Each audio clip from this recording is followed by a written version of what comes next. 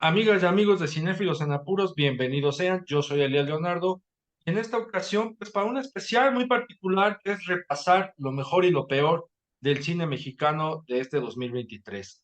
Para eso, mi invitada en esta ocasión, pues es alguien que está viviendo el fenómeno de Benjamin Button, porque dice haber nacido de 85 años y conforme pasa el tiempo rejuvenece.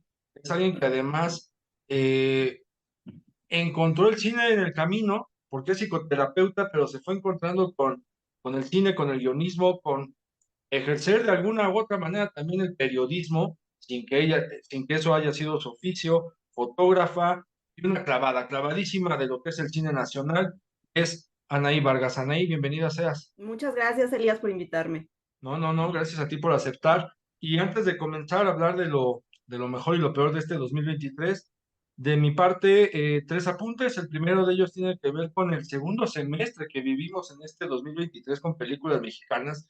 Tú ya me dirás si estás de acuerdo o no, pero me parece, si no prolífico, por lo menos atendible en cuanto a los géneros que vimos, la cantidad de películas que vimos, la respuesta del público a estas películas y los debates que se han generado alrededor de las mismas, no solamente lo concerniente a las tramas, sino a todo lo que envuelve lo que es una película en su distribución, su exhibición, su producción y posterior llegada a plataformas.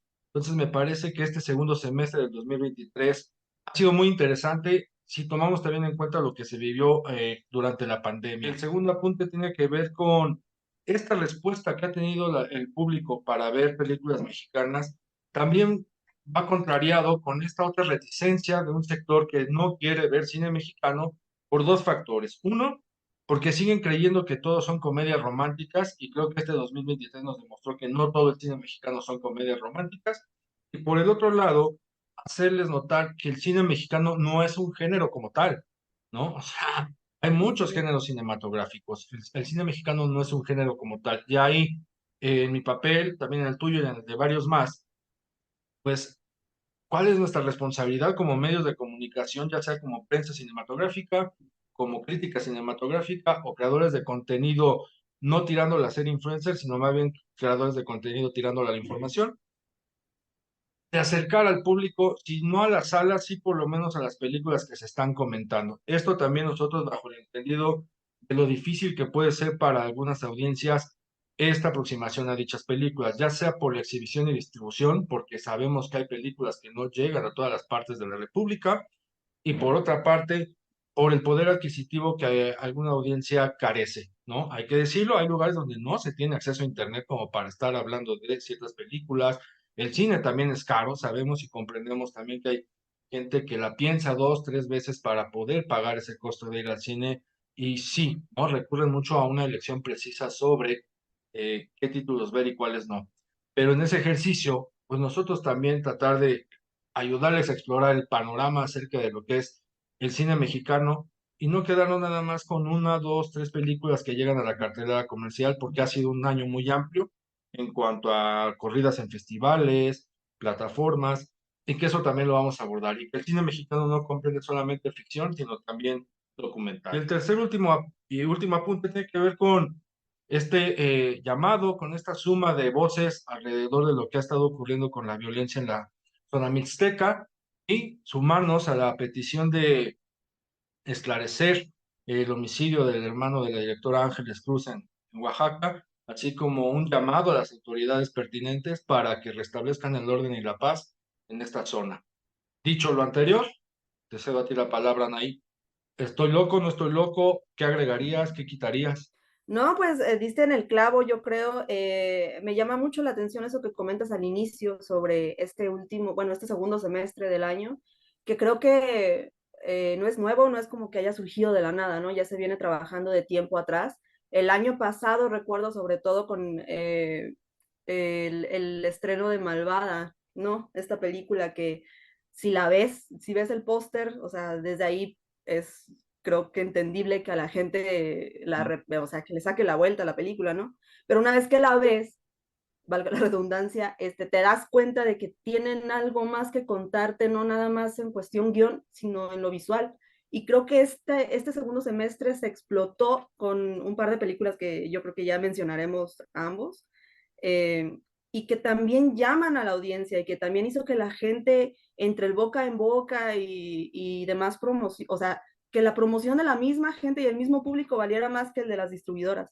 Entonces, creo que también el público mexicano puede ya estar empezando a ver con otros ojos la cartelera mexicana y particularmente el género de comedia, ¿no? Siempre y cuando también los realizadores, espero yo, mantengan esa línea que vimos en estas películas que yo creo más adelante vamos a mencionar. Perfectísimo. Pues mira, para no demorar más a nuestra audiencia, ¿por dónde quieres empezar? ¿Por lo mejor o por lo peor de este 2023? Tú dime, por No, cuál no, nos no, vamos? tú eres la invitada, ¿con qué traes ganas? Porque sé que traes tu lista, yo también traigo mi lista, así que Ok, ok, pues, ¿te parece si vamos con una de la mejor? ¿De lo va- mejor? vámonos con lo mejor primero, ándale, ¿con cuál te Ok, arrancas? va.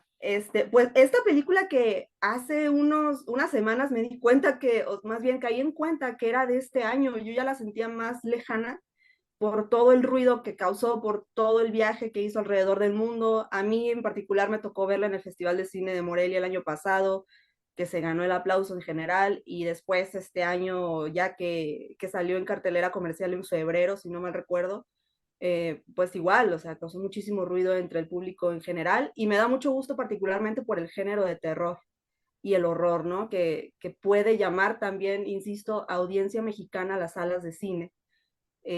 Y estoy hablando, obviamente, de Huesera, Mm. película de Michelle Garza Cervera, que además pone sobre la mesa el tema no nada más del cine de horror, terror en México, sino el tema de la psicosis postparto y cuestiona el tema de la maternidad en un país que es, lo vemos en la imagen, en la primera secuencia de Huesera, o sea, la imagen de la madre de los mexicanos, enorme, casi que aplasta a nosotros los seres mortales y mundanos, o sea, representando lo que es la figura de la madre en México.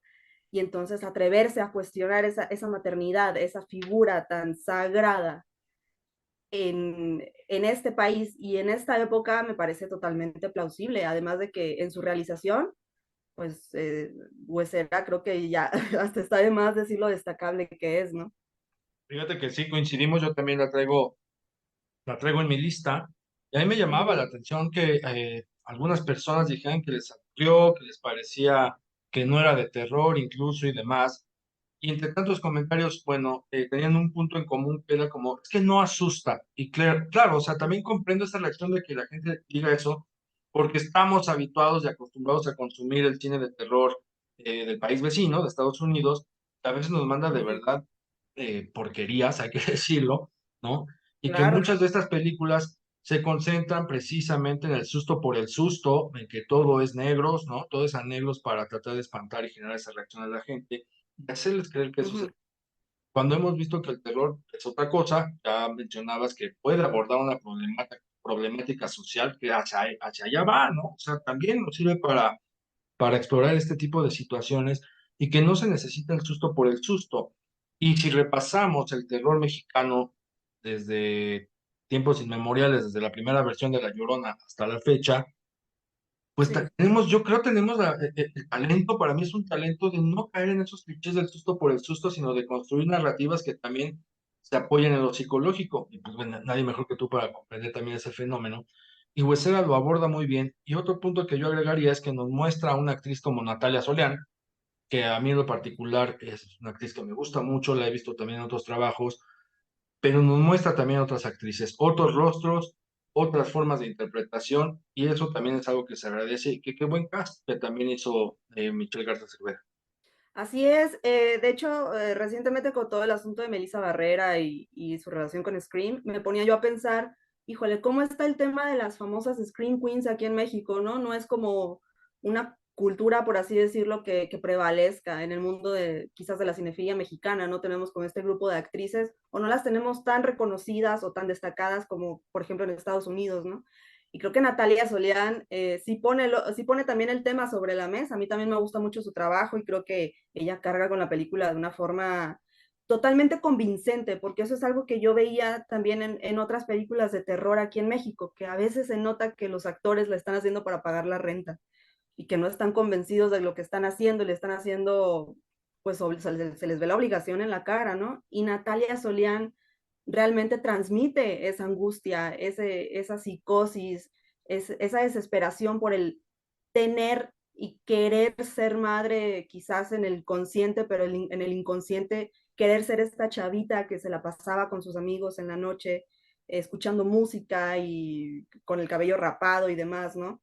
Y también otra cosa que comentas y que me llama mucho la atención, sobre todo en la realización de Huesera, es cómo Michelle Garza se adentra en este estilo que a lo mejor en los 70 era muy visto en el cine, quizás hasta de Arturo Ripstein, en el terror, ¿no? Con La tía Alejandra o hasta El castillo de la pureza, que son estas familias de clase media, que son nuestros vecinos, que son nuestra familia, y cómo a ellos también les pasan este tipo de cosas en su cotidianidad, y creo que eso también es parte esencial del terror en el mexicano, el cómo tu normalidad se puede ver alterada de un momento para otro. Entonces no es necesario el susto, el monstruo, el fantasma, sino el cómo tu normalidad, que de por sí puede ser bastante miserable incluso, puede volverse todavía peor.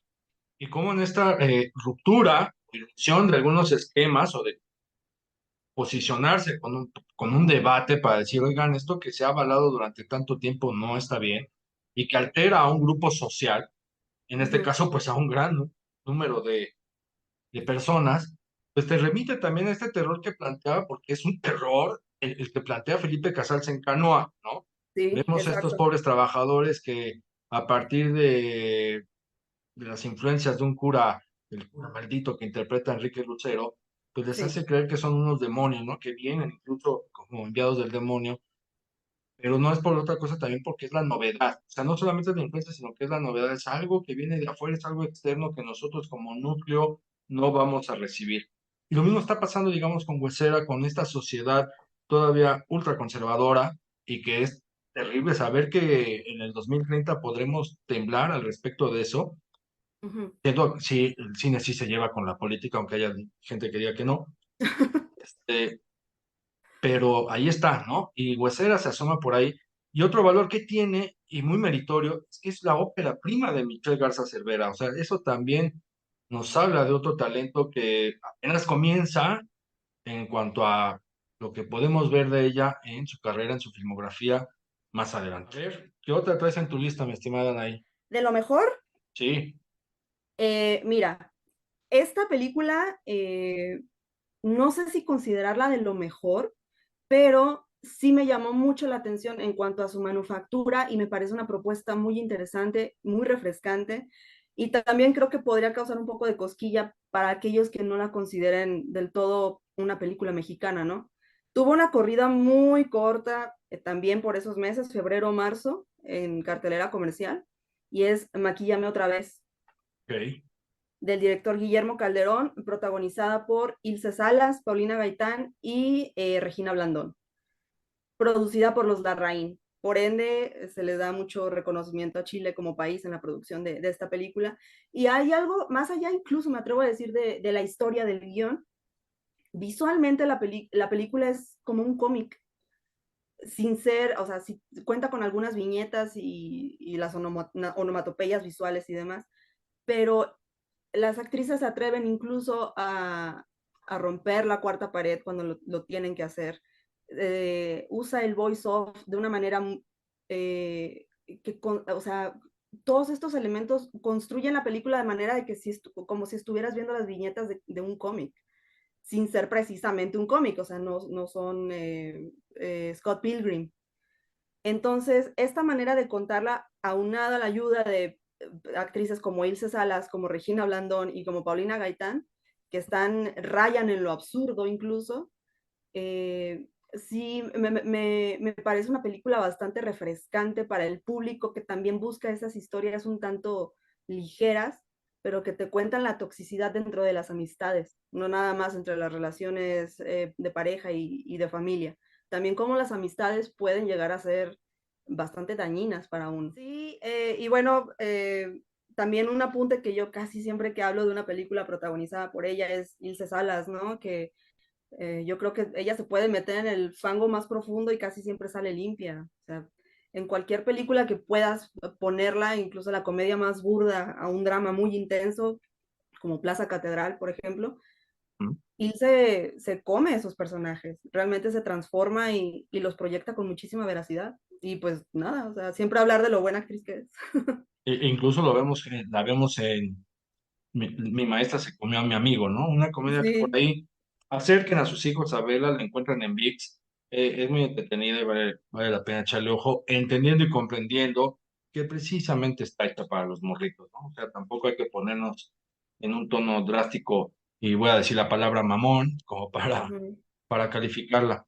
Pero a ver, sigue, mi estimada Anaí. Ahorita yo al final también iré soltando las que con las que no coincidamos. Tú Ok, sigue. pues precisamente también traía aquí como una pequeña anotación, mi maestra se comió a mi amigo.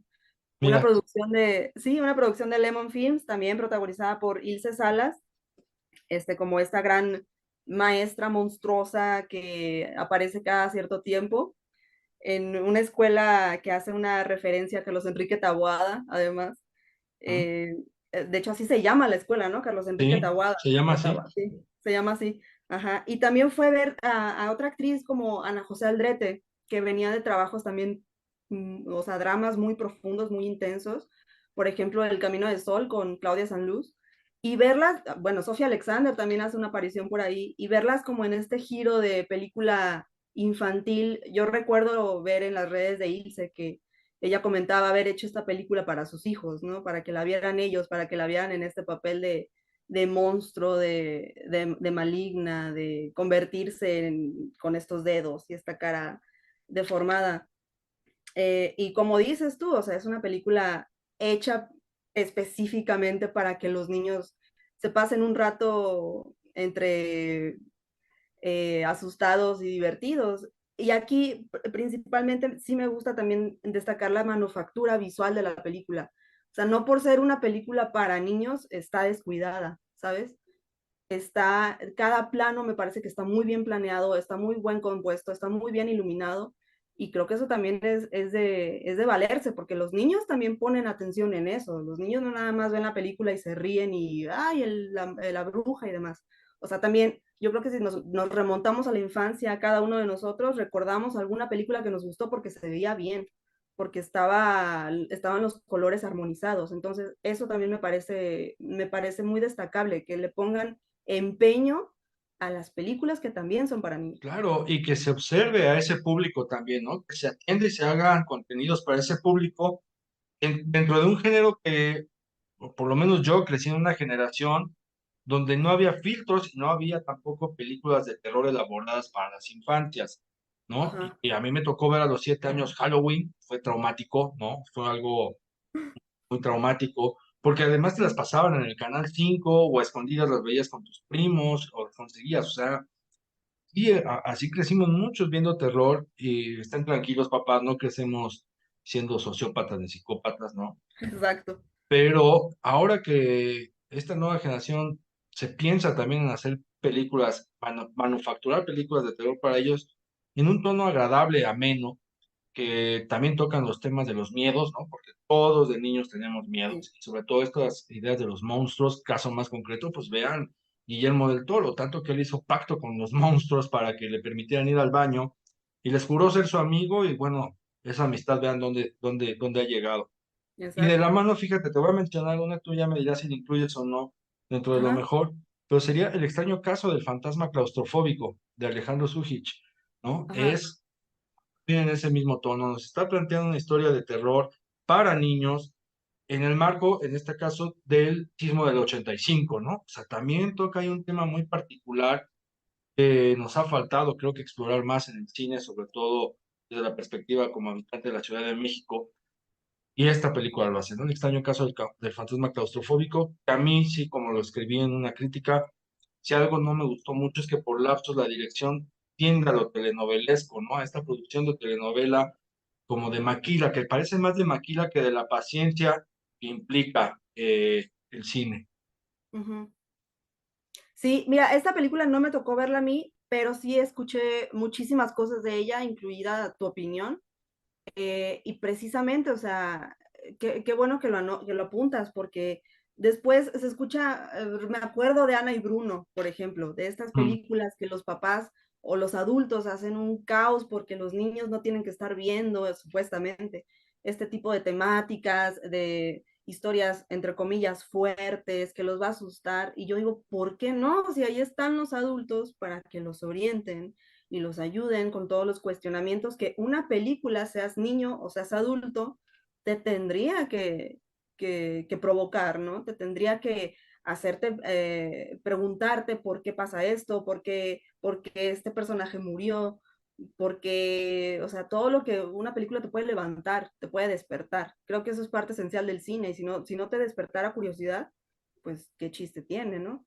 Y que se fomente eso desde que eres niño con diferentes géneros, no nada más como con estas fantasías edulcoradas que a veces parece que es lo que quieren para los Pero niños. seguimos con el repaso, mi estimada Anaí. ¿Qué otra Ah, traes? ¿te parece que te menciono una de las peores que vi? ¿Quieres ir alternando buenas y malas? O sea, lo mejor y lo ¿Te peor. parece? A ver, vale. Sí. Por ahí de agosto, septiembre, me sumergía a la plataforma de Televisa Univisión para checar los originales que tienen por ahí y me topé con una película llamada Bendita Suegra. Bendita película, protagonizada por Blanca Guerra, Paulina Boto y Daniel Tobar. Trata sobre una pareja moderna de la Ciudad de México, bueno, de 30 añeros. Ella una veterinaria divorciada y él un regiomontano, ¿no? Desde ahí ya te das cuenta del festín de estereotipos llevados a lo burdo que llega a ser esta película. Ellos viven juntos, no están casados, están pensando en el futuro como pareja, pero para perdón, para enriquecer ese futuro como pareja, él considera muy importante llevar a su novia a conocer a su familia regiomontana, ¿no? Ultra católica, ultra conservadora y liderada por la matriarca que es Blanca Guerra. Y ahí comienza una debacle terrible de estereotipos, de un guión bastante falso, de un guión muy llevado también a la estructura telenovelesca, pero que incluso yo veo, Paulina Boto es una actriz que se desenvuelve principalmente en telenovelas, ¿no? Yo a ella la veía sufrir, verdaderamente, o sea, era verla y verle en su cara el, híjole, ¿por qué estoy diciendo estos diálogos? ¿Por qué estoy diciendo esto? ¿Por qué me dieron esta dirección? Blanca Guerra, pues es Blanca Guerra, de todas maneras ella ha hecho cosas tanto buenas como malas en cine, en televisión y en teatro. Entonces ya de alguna manera tiene la pericia como para salir avante de cualquier cosa que le pongan, ¿no? Pero también, o sea, siendo Blanca Guerra, la escuchas con una de las problemáticas también que se mencionan mucho en Twitter. Paloma Petra es una actriz que, por ejemplo, habla mucho sobre esto, del poner actores de Ciudad de México a interpretar norteños y los escuchas hablar con un acento tan Falso. caricaturesco, tan de parodia, que incluso puede resultar ofensivo para la gente de allá, ¿no? Porque ni siquiera hay un estudio de por medio de cómo habla la gente de Monterrey, porque la gente de Nuevo León no habla igual que la gente de Sonora, la gente de Sonora no habla igual que la gente de Chihuahua, entonces como que todos estandarizan este supuesto acento norteño que deben de tener. Y la película es un sinsentido, es un despropósito que está disfrazado de comedia y de moraleja sobre el aceptar a tu familia conservadora y si eres conservador, aceptar a tus parientes liberales. Ay, Y mira, pues fue una tristeza. no, no, no. O sea, ya como la cuentas, me debo sentir afortunado de no haberla visto, sinceramente no. Ni en el radar la tengo, ¿no? Me salvé, me libré. Pero en este punto que mencionas de este clamor que hace Paloma Petra para que las películas sobre tramas norteñas producidas y filmadas o grabadas en el norte del país cuenten con reparto y personal en distintas áreas técnicas del norte del país, ¿no? Y me parece que Sí, es un reclamo muy válido porque tiene toda la razón. Sí, incluso no nada más en películas del norte, ¿no? Hemos visto algunos casos también de películas del sureste mexicano que se así es. caricaturiza precisamente el acento del yucateco particularmente, ¿no? Que es como el que más se explota en cuanto al tema del humor. Pero no, mira, me salvé de esa película. Pero amigos, no se vayan, regresamos después de una pausa porque voy con una de las peores que vi en este año.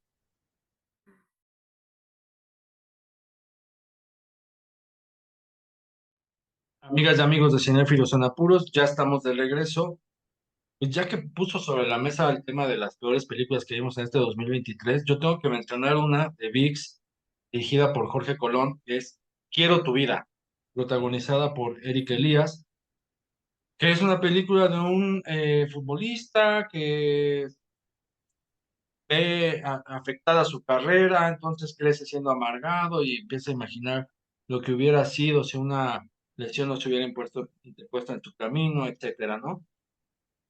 Es mala, es muy mala y tiene que ver con algo que yo he hecho hincapié desde que ejercí el periodismo deportivo hasta ahora que ejerzo el periodismo cinematográfico, y uno de los grandes vicios del cine mexicano al abordar el fútbol, y me atrevo a decir que es uno de sus grandes pecados, es insistir en abordar el fútbol desde la comedia. Sí, en su momento funcionó con Tintán, sí, en su momento funcionó con Resortes, sí, también con Chespirito y el Tanfle, con Clavillazo y las Chivas Rayadas, ya, o sea, ya pasó. Pero el problema es que seguimos haciéndolo y seguimos replicando comedias en cuanto al fútbol. Ahí hay una obsesión muy marcada que no nos atreven a explorar otros géneros dentro del propio fútbol, ¿no? Es algo que sí se ha hecho en otras cinematografías, incluso me parece un fenómeno muy particular que una película como El secreto de tus ojos sea eh, algo extraordinario para la afición futbolera cuando no es una película de fútbol, ¿no? En cambio, aquí seguimos haciendo comedias y cada vez de peor manufactura como es esta de Me quiero tu vida, porque por un lado sí se queda en este tono acartonado de la telenovela, de forzar también el chiste, de forzar la situación, de resaltar una y otra vez qué es lo que pasó, de resaltar una y otra vez que es una película de fútbol, como que se me hace muy absurdo, innecesario, es fastidioso. Entonces yo creo que invitaría a productores, a guionistas, a salirse del esquema de que todo el fútbol tiene que ser comedia, porque en todo caso también es una metáfora de la forma en que como conseguimos el fútbol en México y parece que es una gracia, ¿no? Por ahí decía Juan Villoro que si perdemos, celebramos y nos emborrachamos, y si ganamos, celebramos y nos emborrachamos, es decir, no dimensionamos nada que no sea lo festivo y el jolgorio. Pues no, me parece que también se podrían abordar dramas como desde el melodrama, incluso desde el terror, sin caer en los zombies, ¿no? Pero este vicio que tenemos con la comedia y el fútbol llevan a esto, a resultados así, que creo que incluso nadie la vio. Es una producción de Salma Hayek, además, ¿no? Si no Mira, estoy equivocada. sí, sí, sí, sí. Ajá. Sí, yo no la vi, vi el tráiler, vi la promoción y con eso tuve sinceramente para enterarme sobre ella, pero sí, tienes razón. Hace unos momentos mencionabas el famoso cine de Maquila y creo que diste en un punto muy certero, que así como te comentaba con Huesera, que a veces hay equipos, hay actores que parece que hacen el cine de terror por obligación para pagar la renta, hay veces que hay también producciones, actores a los que les llega un guión y dicen, pues ya, va a hacerla y pues que ahí quede y listo. O sea, son como películas de proceso, no sé, para rellenar presupuestos, para rellenar tiempo, para rellenar una nómina, para rellenar un catálogo de una plataforma, que realmente no buscan darle más allá una temática simple, como tú mencionas, el Pues seguimos fútbol. con, a ver, otra de las peores que traigas en tu lista. Fíjate, hablando nuevamente del cine de Maquila, no que me haya parecido una mala película, pero me pareció muy vacía, muy sin alma, una carátula muy bonita, una manufactura muy buena, pero una historia y un elenco muy poco cohesivo. Y es La Usurpadora, el musical, hablando de telenovelas también. Esta adaptación bueno, es una historia que va más allá de La Usurpadora de Gabriela Spanik, ¿no? Va más atrás, me parece que la original es Vivir un poco, si no me equivoco, de los 80, si no estoy mal. Ahora llevada al mundo del musical, del cine musical, que también es otro mundo narrativo que en México se podría explotar todavía más, sin llegar a ser como esta feria de escuela, ¿sabes? Como estas películas bueno, esta película que se hizo hace unos años también con la música de Juan Gabriel, no recuerdo su nombre, algo de Dios, ¿Qué con le una canción pediste? de él. Sí, ¿qué le pediste a Dios? O no me acuerdo. Sí, algo así, que también pues era un show de Día de las Madres de primaria, sinceramente. Y en La Usurpadora, como te comento, sí hay una muy buena factura, sí hay visuales muy pulidos, muy pulcros, pero por momentos me parecía estar viendo a un conjunto de actores que se estaban conociendo en ese momento, ¿sabes? Como que no había mucha frialdad al momento de interactuar entre ellos. No sé si hubo algún tipo como de ejercicios, de conocimiento entre ellos para realmente llevar a cabo un trabajo en equipo. Lo sentí muy frío y muy Sí, también desalmado. coincido contigo, la traigo en mi lista. Yo lo Ah, dije en el video, aquí lo encuentran ustedes en Cinéfilos en Apuros. Yo de por sí tengo broncas con el género de musical, ¿no? Es algo al que me cuesta entrarle bastantito desde toda la vida. Pero el de la usurpadora, además de las fallas que comentas, tiene una que a mí me llamó poderosamente la atención, que es con la cámara y la puesta en escena en las escenografías y coreografías, más bien en las coreografías. ujú, Hemos visto musicales donde no nada más es la coreografía de los personajes bailando y cantando, sino que la cámara también influye para transmitirnos que ese movimiento está contando algo, ¿no? Porque además no es nada más que te esté mostrando la ropa, el baile, los movimientos, sino hay algo, ¿no? Hay una postura, como decía Emilio García Riera hace muchos años cuando criticó Cantando bajo la lluvia, que el género musical es el género del amor y que a través del movimiento está transmitiendo precisamente ese amor, ya sea no solamente con un beso, sino en la interacción con la persona, ¿no?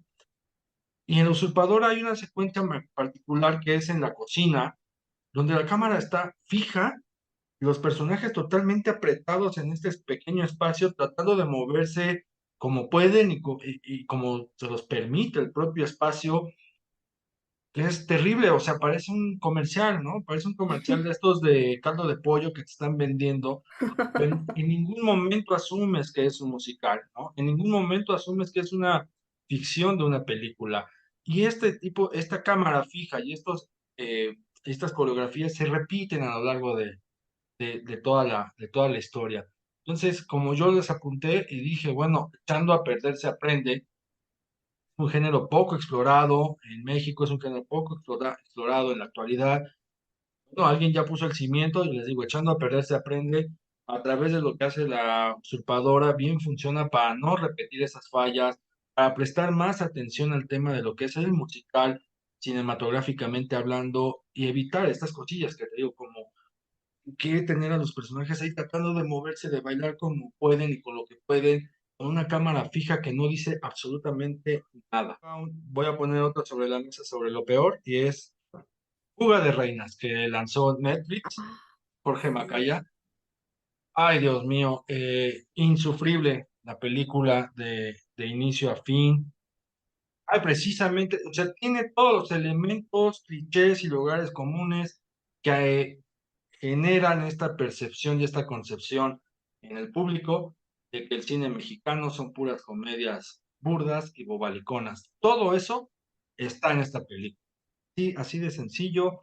Vemos este grupo de mujeres que tratan de emprender un espíritu aventurero, de salir del esquema, de romper el esquema, de irse a buscar su propio destino, como en un paralelismo muy fallido de Thelma y Luis, ¿no? O sea, totalmente un fallido y que se queda en eso, en ser una comedia que le da la razón a esta audiencia que desdeña el cine mexicano con comedias de este tipo.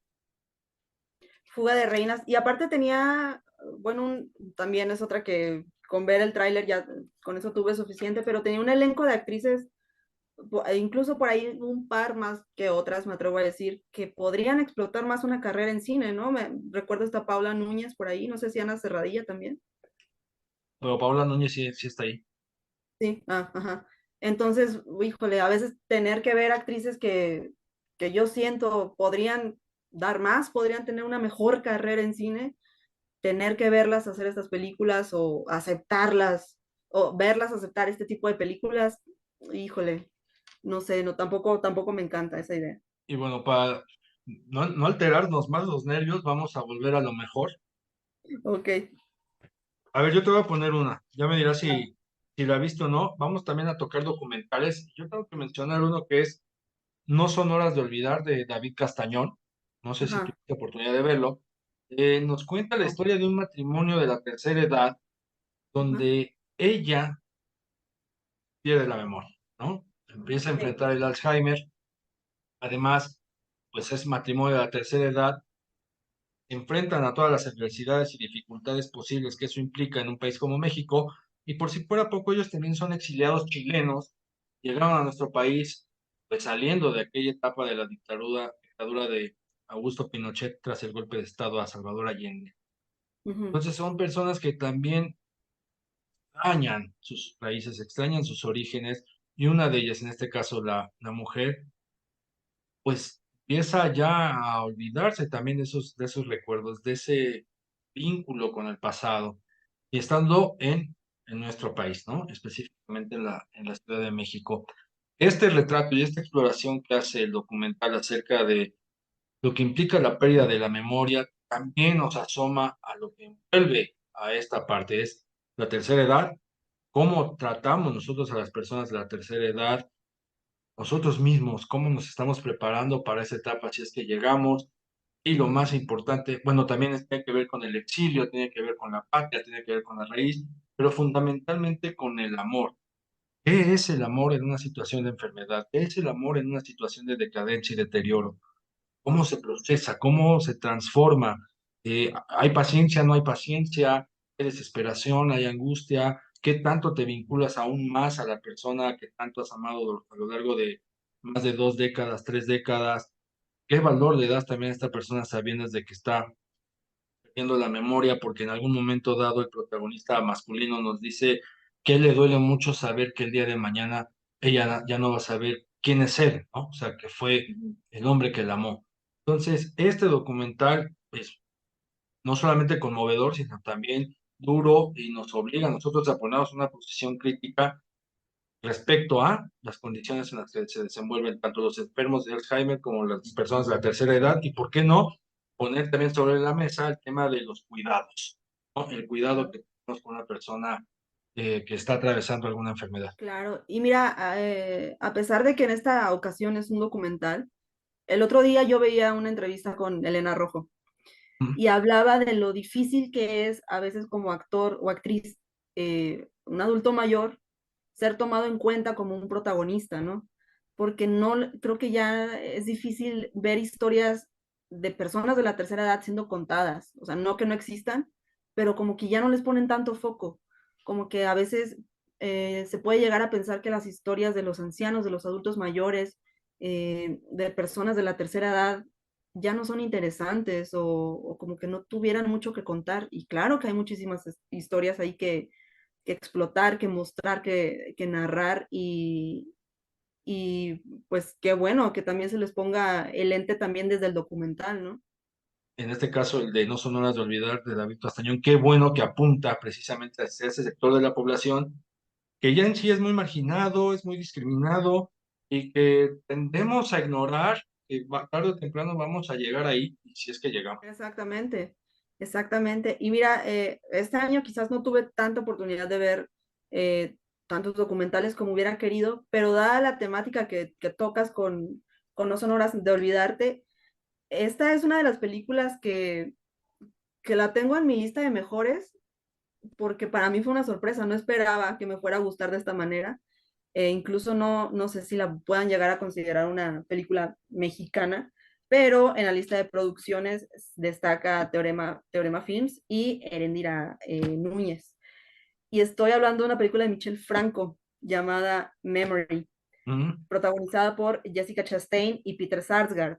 Eh, Jamás pensé que iba a incluir una película de Michel Franco en una de mis listas de mejores películas, siéndote sincera, no, ni siquiera tenía planeada verla aquí en el Festival de Cine, que es donde se estrenó. Pero Michel Franco en esta ocasión se aleja de todo aquello que alimenta mucho el prejuicio en su contra, ¿sabes? Es un Michel Franco mesurado, es un Michel Franco con los pies en la tierra que se enfoca en contar una historia de amor entre dos personas a los que los atormenta su memoria, a ella el exceso de recuerdos y a él la falta de recuerdos. Sin embargo, él está más adaptado a su condición que ella. Entonces ahí encuentran el balance. de ser dos seres, dos personas que viven en una, y eso se ve en lo visual, en la fotografía, en los encuadres, en la ambientación, viven en un mundo gris los dos, no son precisamente estas personas felices, pero al momento de encontrarse, sin caer en lo cursi, ni en lo meloso, ni en el melodrama romántico, encuentran ese balance y encuentran el refugio el uno del otro.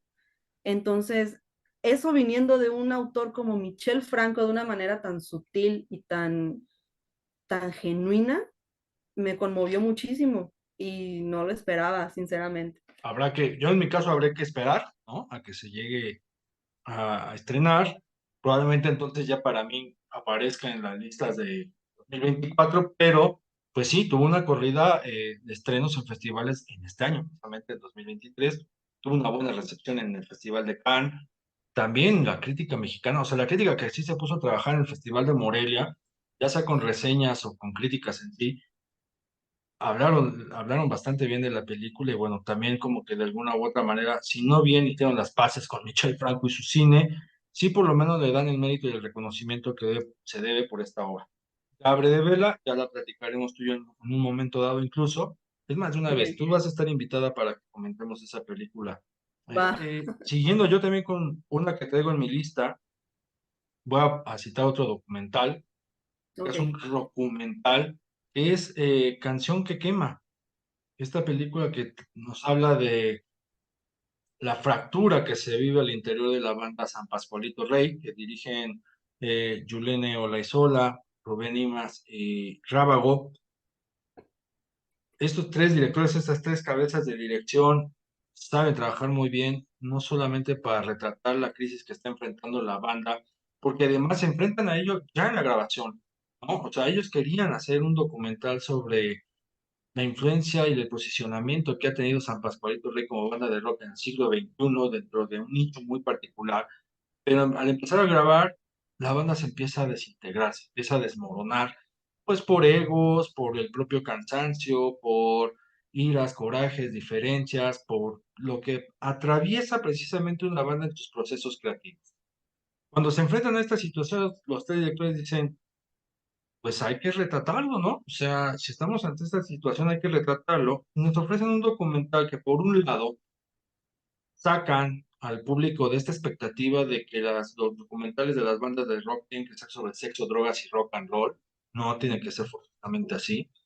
Por otro lado, tampoco caer en el extremo de estos documentales tipo de bandas poperas como Timbiriche, donde todos son logros, todos son méritos, no.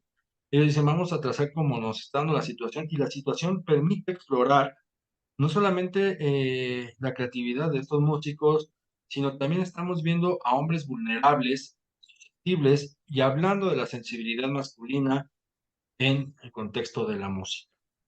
Y lo hacen con una banda que es del siglo XXI, o sea, es San Pascualito Rey. Y al verlo, yo también dije, oye, pues creo que hay una como deuda, o si no deuda, el cine mexicano no ha querido explotar el rock mexicano, el rock nacional, a través de géneros como el documental, ¿no? Hay muchas bandas que piden a gritos o bien merecen un documental de esta manufactura, de esta índole, ¿no? Que no nada más sea el repaso biográfico de que así comenzó y así terminó, incluso se pueden detener en un momento específico de su trayectoria para abordarlo. En verdad, fue una gran sorpresa descubrir Canción que Quema y que pone la piedrita para que precisamente productores digan, a ver, ¿por qué no volteamos a Caifanes? ¿Por qué no volteamos a Maldita? ¿Por qué no volteamos a ver el Aragán, a Tex-Tex? Un montón de bandas que forman parte de la cultura musical mexicana y que incluso en su momento y hasta la fecha se sigue desdeñando a los fans, ¿no? A los fans del rock mexicano porque se le considera marihuanos, incultos, ignorantes y pues no, nada que ver. Pero ahí yo lo pongo sobre la mesa también, Canción que quema. Así es. Mira, y ahora que mencionas documentales sobre este mundo de la celebridad, digamos, o de la música en México, también a mí me tocó ver uno llamado María, la Diva Eterna, que es sobre María Félix.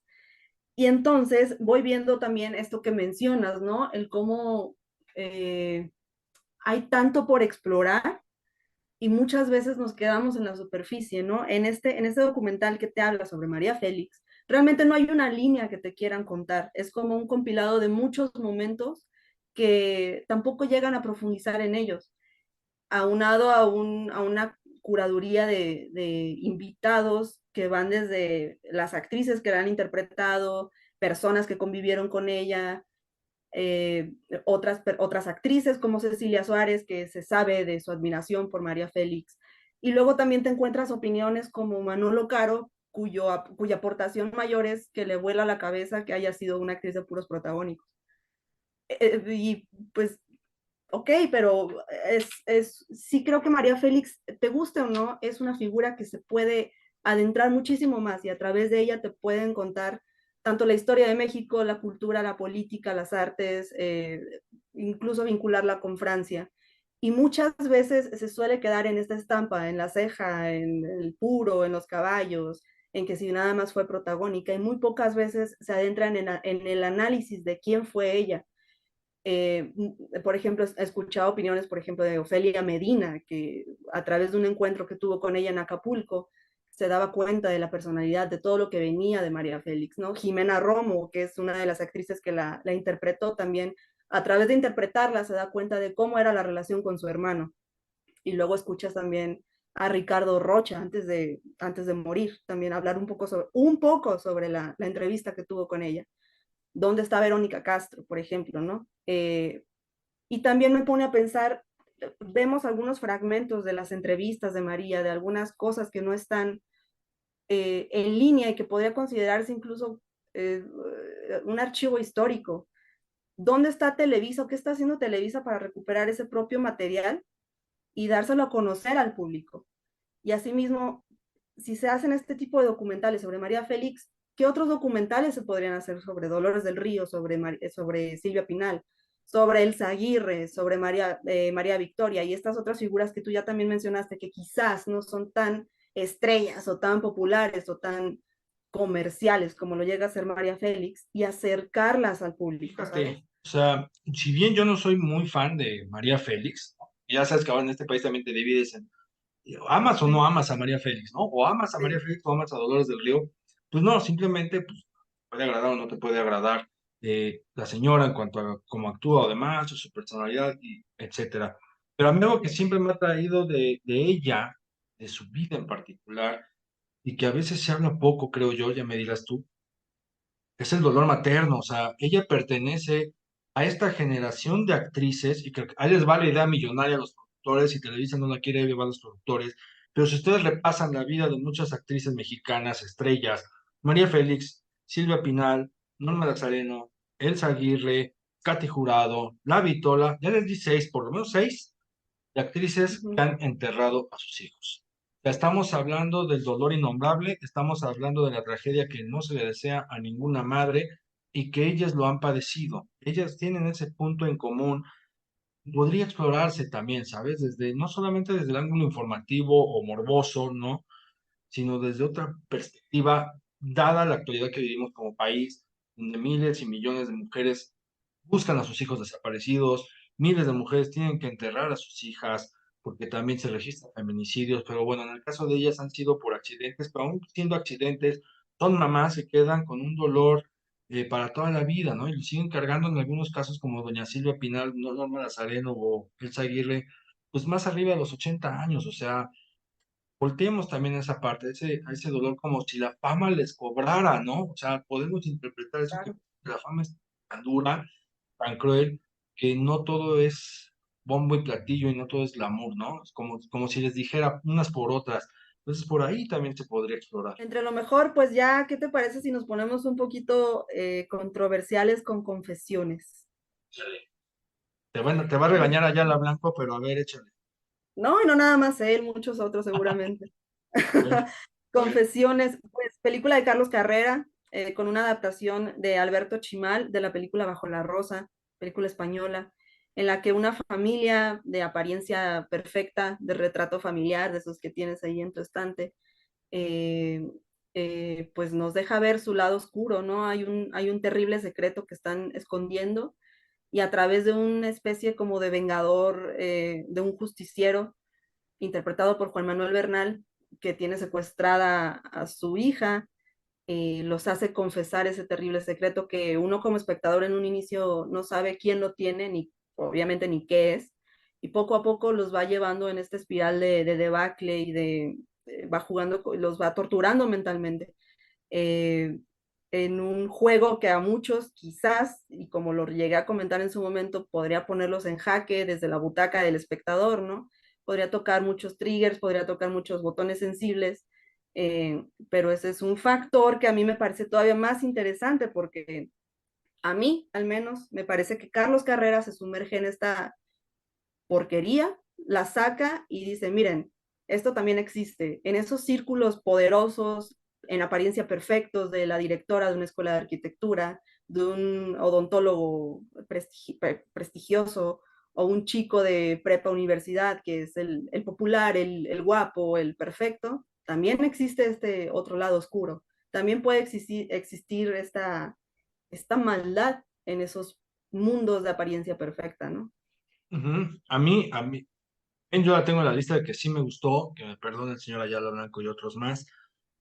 Y mucho tuvo que ver también, me acuerdo que yo la vi en una sala a las 9 de la noche, la sala estaba considerablemente abarrotada.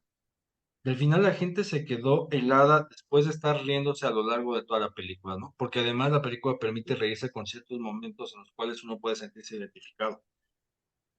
Y se quedaron tan helados que le prestaron atención a los créditos finales de la película, a los créditos finales de la película, algo que algunos ya no hacen, ¿no? Ajá.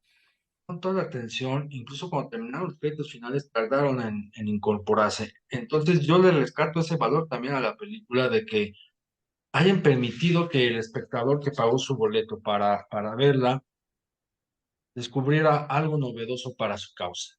Digo, en todo este contexto que ya hemos hablado de la percepción que se tiene acerca del cine nacional, me gustó que lo dejara ese enmudecimiento y esa frialdad, y también lo relaciono con todo el fenómeno que ocurrió con la película producida por Verástegui, que es malísima, Ah, pero que vendió, ¿no? O sea, vendió esta idea de que esta es la película que denuncia ciertas cosas con relación a los menores de edad, y cuando ves Confesiones dices, a ver, o sea, si realmente quieres simbrar al espectador con relación a estos temas, bueno, tenemos una película que a manera de thriller lo va a lograr, lo va a hacer. Hay una escena, una secuencia también ahí que algunos critican porque es muy visual, ¿no? En cuanto a la violencia y la agresividad que manifiesta, pero que sucede, que también significa un discurso. O sea, el propio Julián Hernández en La diosa del asfalto, pues estas mujeres, la venganza que toman es precisamente de esa manera contra este agresor, ¿no? así es. O sea, a nivel visual es simbólico que lo hagan, pero también en el plano, digamos, social, influye bastante. Entonces, hay que, para mi gusto, atender también esos simbolismos, si bien les digo que pueden parecer agresivos, pues no es más agresivo lo que cometió precisamente la persona responsable de haber cometido esto. O sea, es igual de agresivo, es igual de violento, muchísimo más agresivo y muchísimo más violento. Entonces es como, a ver, dimensionemos de lo que se está hablando. Entonces a mí también en lo particular me gustó. Antes de cederte la palabra, mi estimada Anaí, vamos a una pausa, amigos, y volvemos. Ok.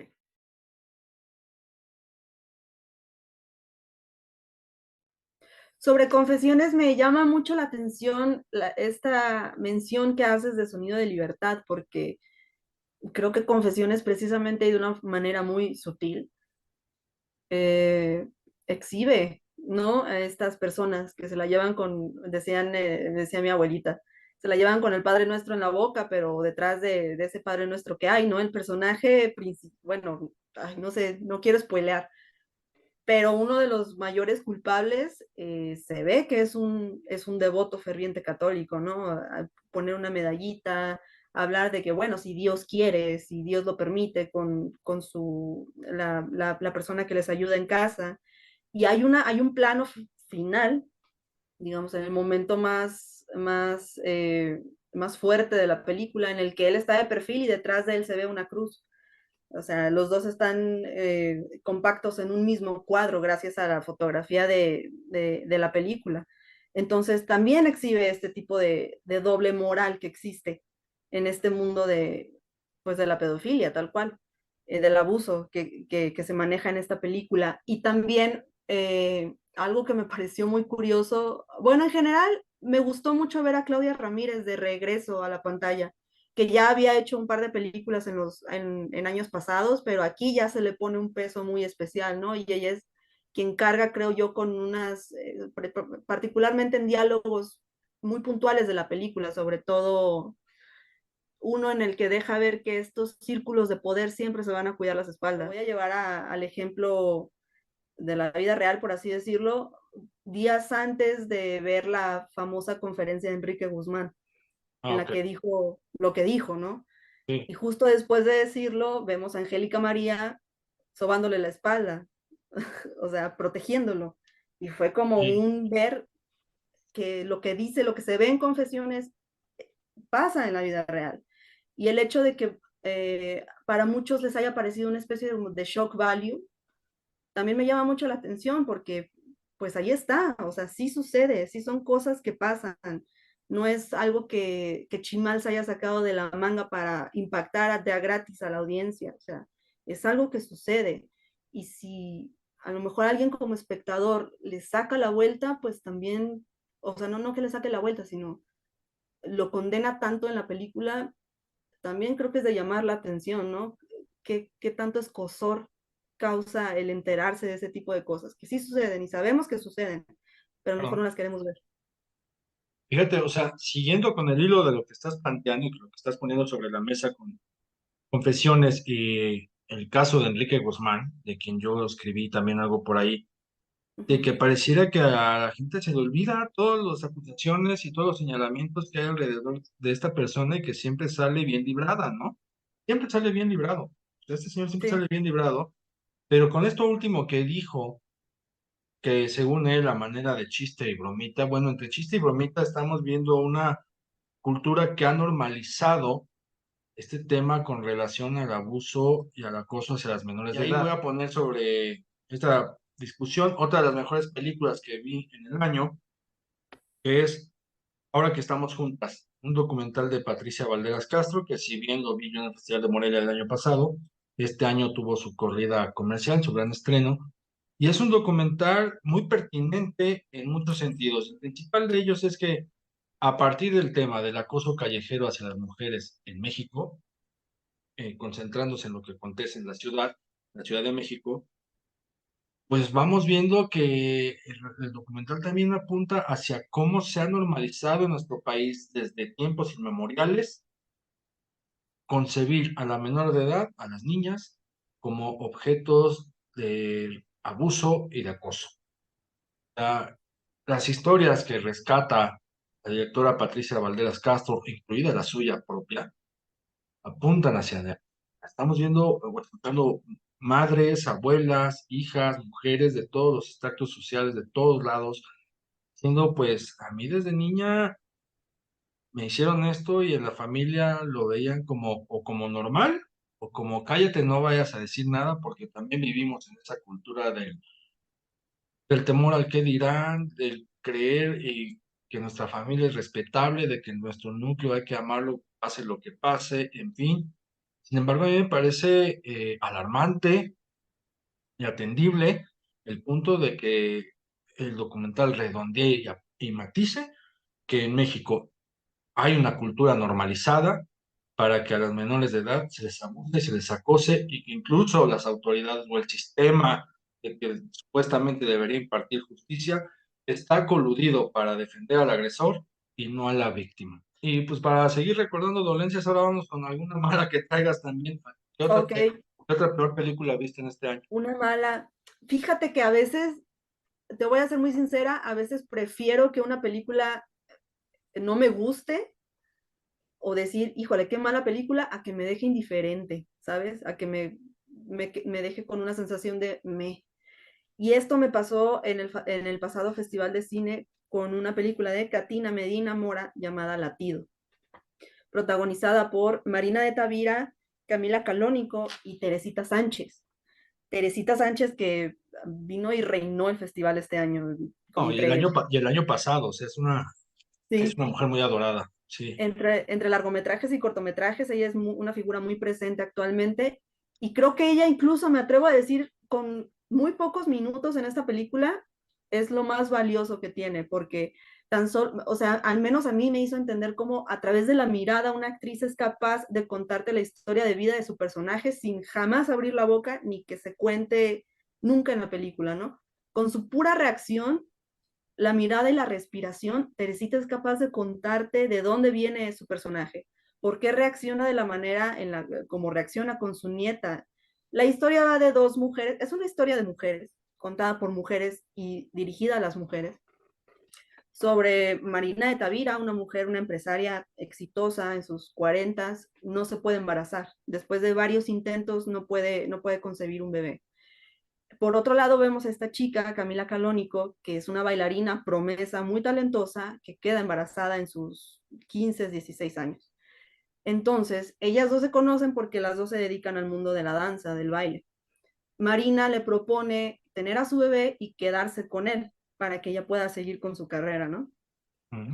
Pero la película, tocando este tema de la maternidad, de el quedarse con el bebé de otra mujer, el no querer ser madre, como en el caso de la chica adolescente, tenía siento yo muchas aristas desde cuál contarse y cuáles abordar de una manera muy potente y se queda tibia, se queda como con miedo, se queda como en esta historia, híjole, me choca esta comparación, pero sí creo que se queda como en esta historia de unitario de televisión, ¿sabes?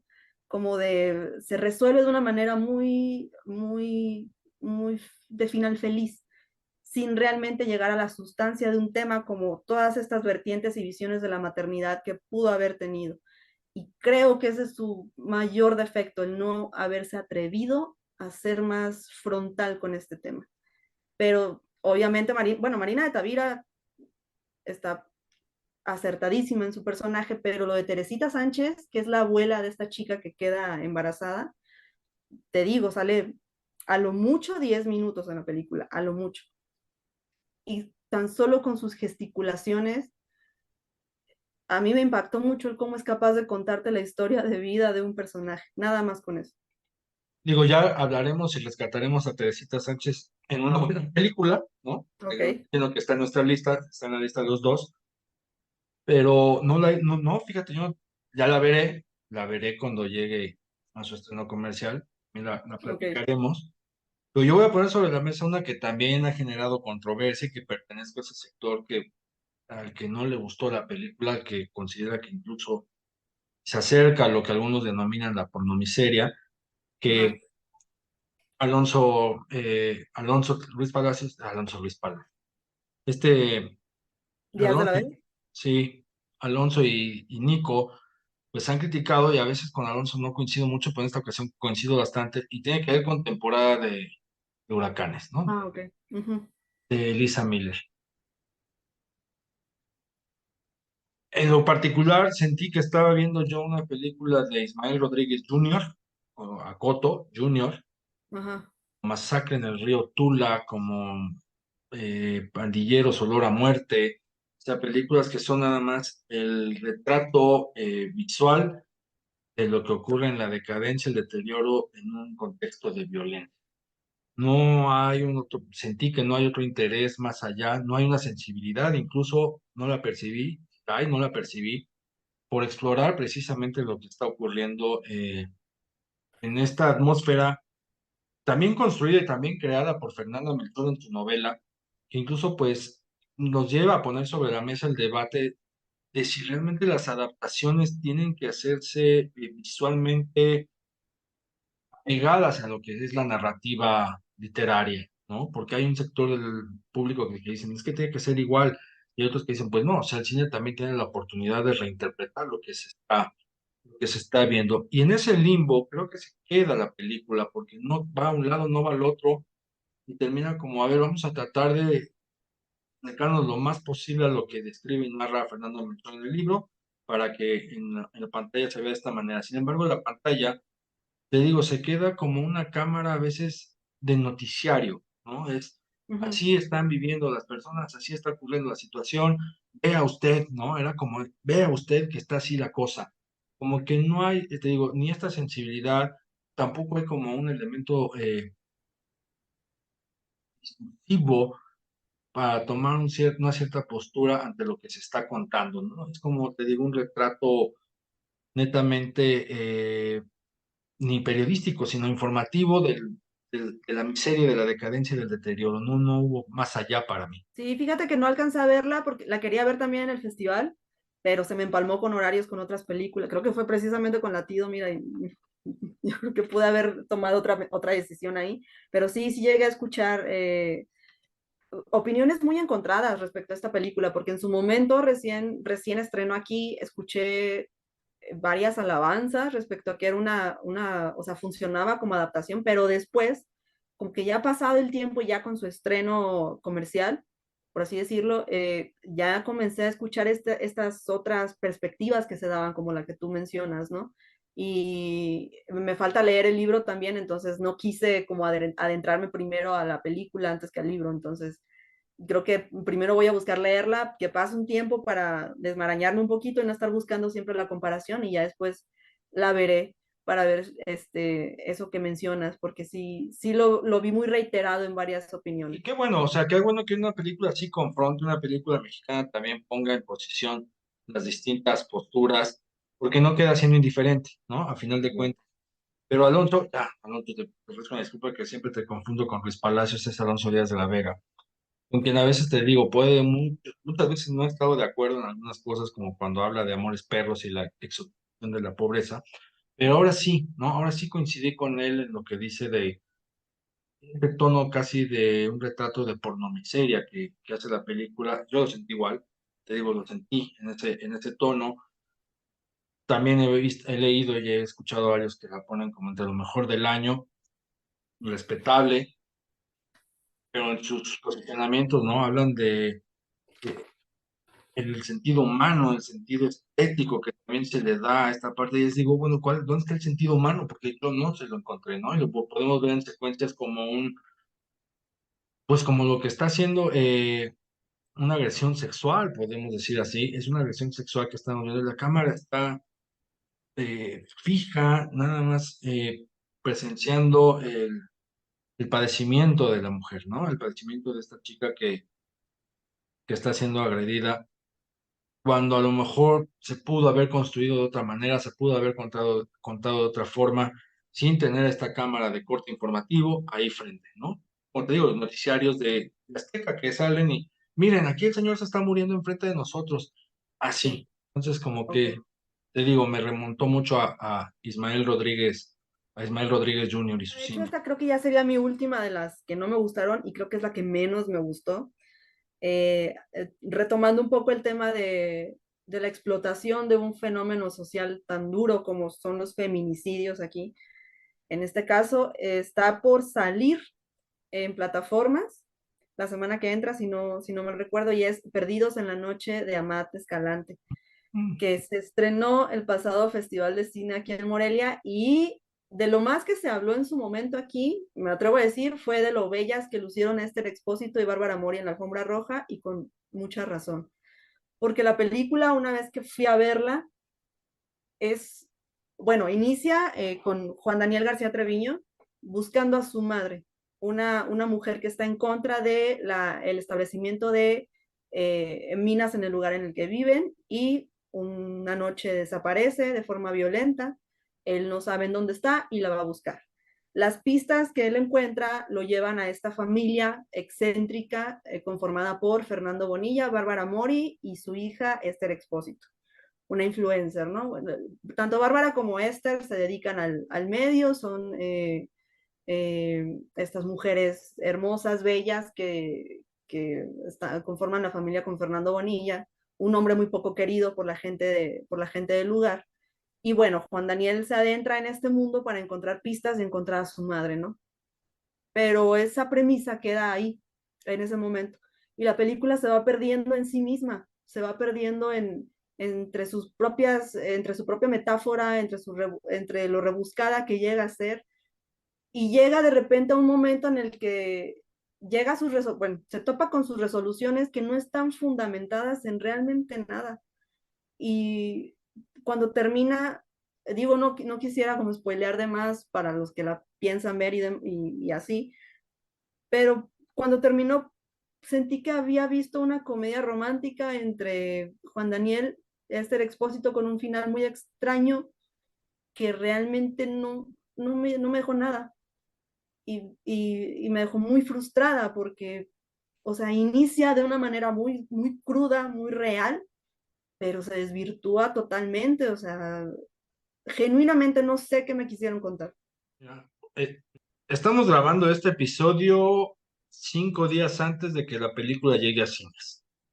Sí, No he tenido yo la oportunidad de verla, pero me agrada escucharte por las distintas posturas que precisamente, al igual que temporada de huracanes, genera perdidos en la noche, ¿no? Por ahí he escuchado y leído que para algunos es un ejercicio notable de cinematografía por parte de Amate Escalante, y por otro lado, de que no es precisamente la gran película que se ha toreado, pero escuchándote, me gusta, o sea, yo en particular sí la voy a ver y habrá que comentarla.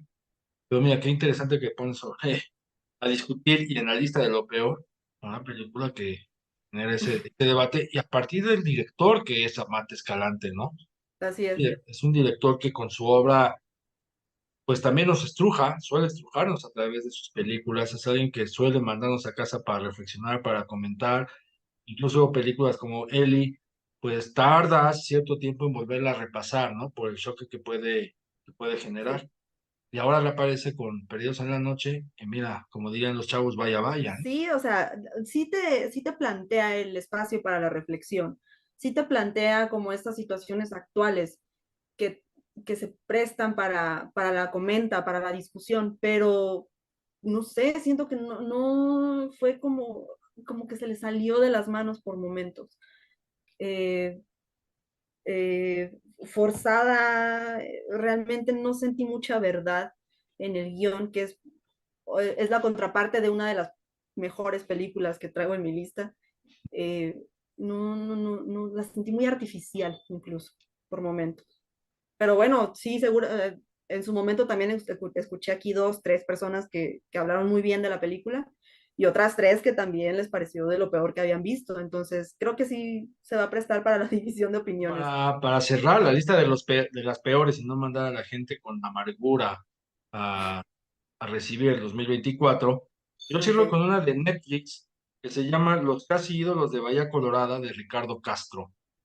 Ah, Ay, es una comedia que yo como sufrí, la sufrí mucho, entre otras razones, por algo que comentabas hace unos minutos, sobre este recurso de tener actores que hablen como norteños cuando no son norteños, ¿no?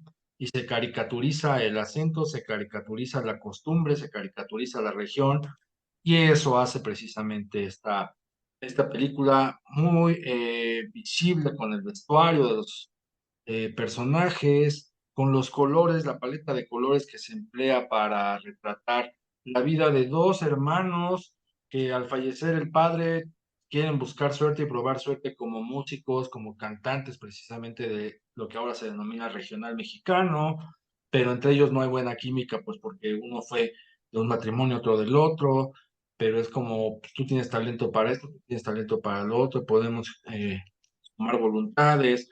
Entonces se ve lo que se puede vender como una historia bonita, de corte fraternal, pues a mi gusto es una caricaturización del norteño, es también una forma de mofa hacia el regional mexicano, que a lo mejor en algunos casos no podrán gustarnos por sus intérpretes, sus canciones, sus bandas, pero que son parte de una cultura y que no es precisamente tan simpática ni tan graciosa como lo refleja la película. Está bien, se da el derecho de reinterpretar a su manera y de romper el esquema de que todo está asociado a una narcocultura o a un entorno de narcotráfico, pero no es tan agradable, ni es tan bello, ni es tan colorido, ni es tan folclórico como te lo quiere vender la película. Entonces a mí no me pareció, te digo, ni simpática, porque es este tipo de comedias que al igual de Fuga de Reinas, de ujú. volverte a resaltar el chiste encima del chiste, ¿no?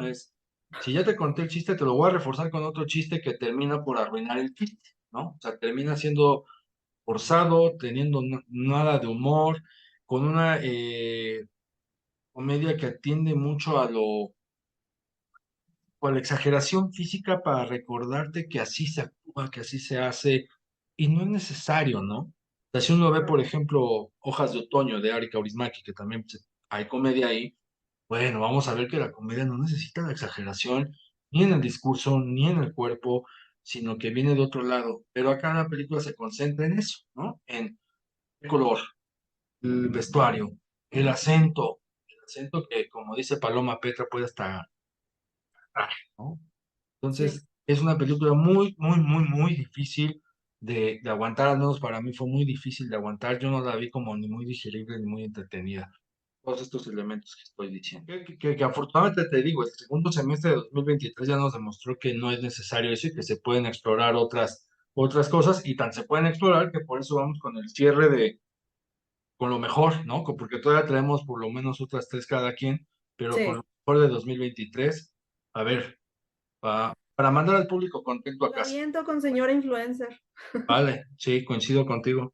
Señora influencer que, híjole, pues qué grata sorpresa, ¿no? Que incluso yo me atrevo a decir, me gustó mucho la película y todavía me atrevo a decir que es más valiosa como propuesta que como resultado. O sea, creo que no sé si la podrían nombrar un parteaguas, pero sí va a ser un emblema para que otros realizadores se pongan las pilas y digan, ok, existe esta confluencia de géneros también en una película. Existe esta actriz que puede estar encasillada en ser la de la serie con el burro Van Rankin o los comerciales con Pan Bimbo, tiene una trayectoria ya de 20, casi 30 años, yo creo, Mónica Huarte, que es quien sostiene la película, ¿no? Ella misma decía que Carlos Santos, el director y guionista, se puso en contacto con ella y le dijo que él tenía la historia pensada para ella y si Mónica no aceptaba, él no la escribía.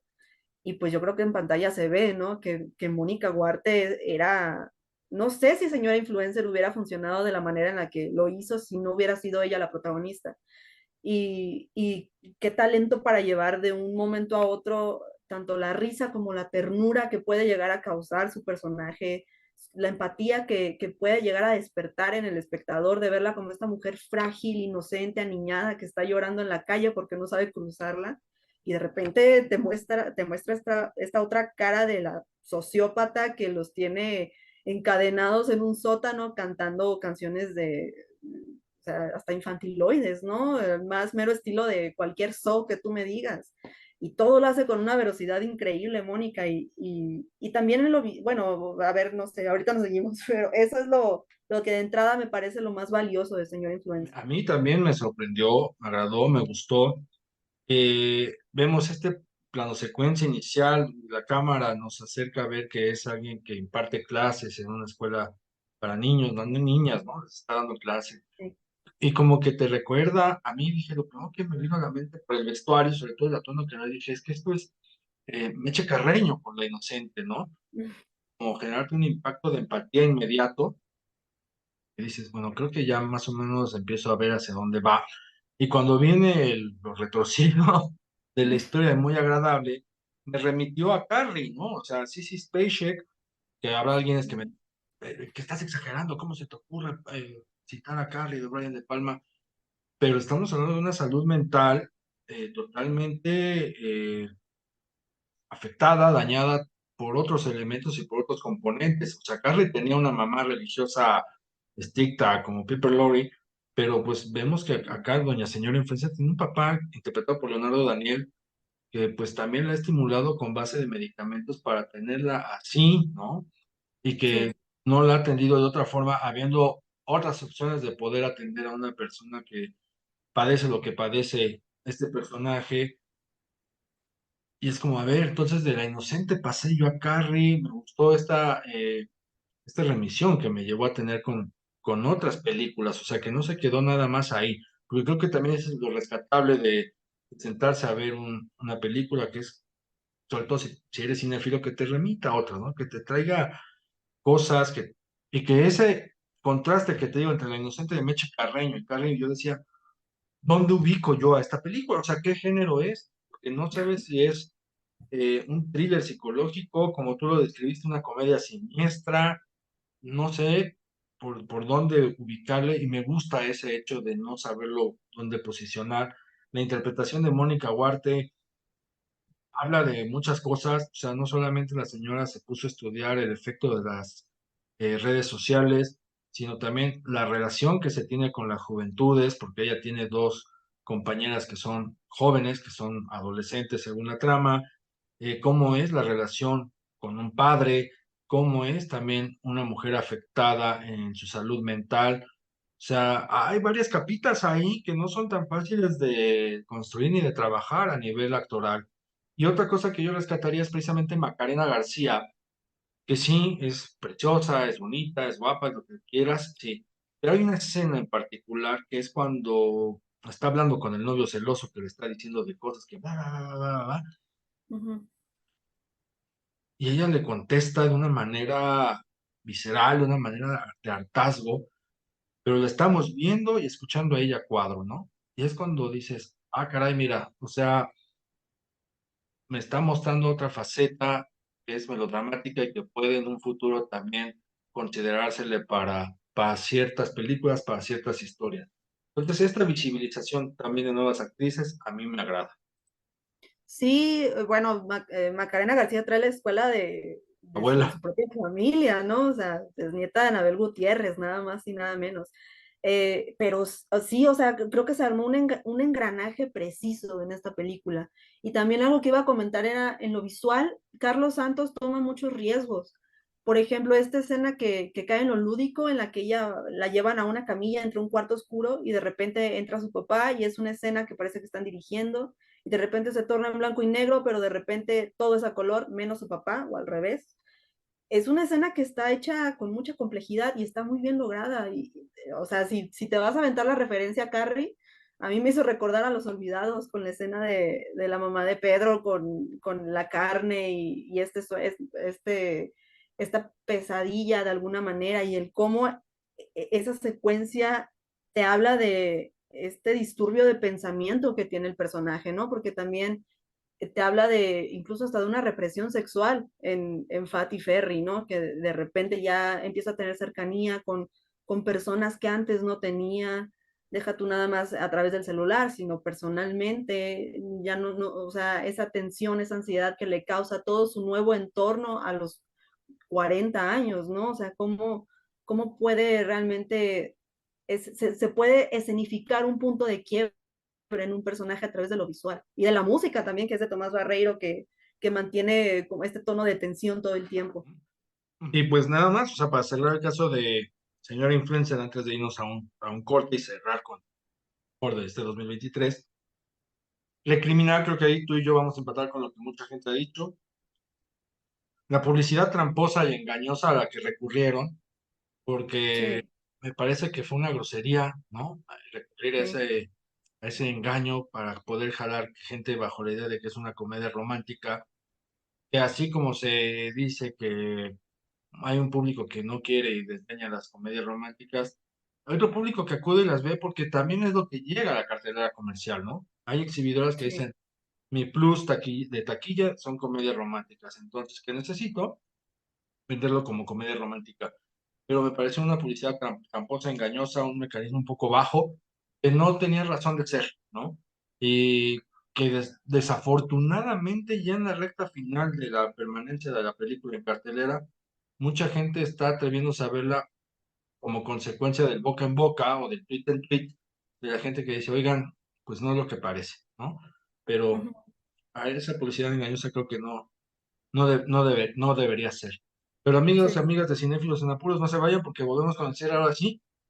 Me parece que vamos a coincidir en la película que se lleva lo mejor del año.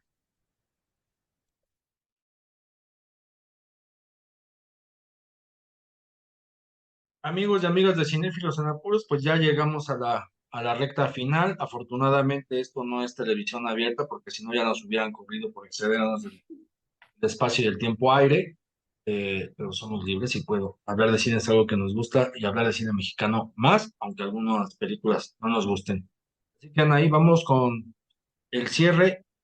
Yo voy con una que es El último vagón de Ernesto Contreras, que llegó a Netflix, una película de estas, vamos a decirlo, representan un abrazo, un apapacho para quien se sienta a verla, una película agradable, una película hermosa, una película que combina dos cosas que tiene muy bien Ernesto Contreras, que a lo mejor se puede llegar a diferir de eso con Papá o Mamá, que en mi juicio Papá o Mamá la gran falla es Mauricio Ockman, pero bueno, no vamos a hablar de eso ahorita, sino que Ernesto Contreras entiende y comprende muy bien cómo hacer una película comercial manteniendo el sello autoral, ¿no? O sea, es algo muy complejo, es algo muy difícil de lograr en el cine nacional, pero él lo hace bastante bien, lo trae, es un director con mucho oficio y lo hace a través de esta historia de una maestra rural interpretada por Adriana Barraza, que tiene la vocación precisamente de instruir, de formar a los menores a los cuales les imparte clases, entre ellos un niño que pues no sabe leer, no sabe escribir, que pertenece a una familia papá, mamá, digamos, tradicional, que tampoco le ha podido procurar eso por sus circunstancias de vida, ¿no? ¿Por qué? Pues porque la pobreza impera también en esta nación. La maestra dice, pues yo te voy a enseñar, ¿no? Entonces empieza esta comunión que puede remitirnos a antiguas películas como Simitrio, como El Profe de Cantinflas incluso, o a otra que va de la mano ahí que también está entre las mejores del año, que es Radical, pero en este caso también la profesora nos lleva por el lado no solamente de la relación maestra-alumno, sino estamos viendo la relación de una mujer de la tercera edad con un menor de edad en un entorno de pobreza muy difícil, a veces adverso para mucha gente de nuestro país, en una trama conmovedora, en una trama agradable para quien se sienta a verla y que no solamente se va a entretener bajo esta idea de entretenimiento, sino que podrá llevarse algún u otro elemento que está mostrando la pantalla, ¿no? Como les digo, reconocimiento a la vocación de dar clases, ¿no?